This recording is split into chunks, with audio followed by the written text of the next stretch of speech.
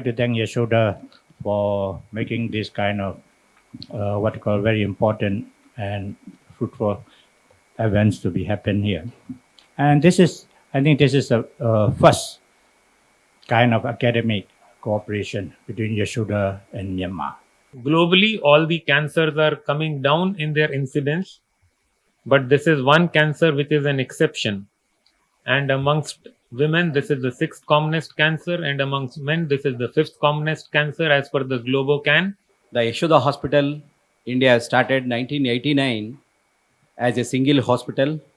Within 30 years plus, we are established 4 super specialty hospitals. As you know, the disease burden of liver disease is increasing. As the more and more patients are going to attend the super specialty clinics. I think a hepatology and hepatology program, this is the initial steps. Like you can treat or solve the problems locally over here rather than always sending the patients over there.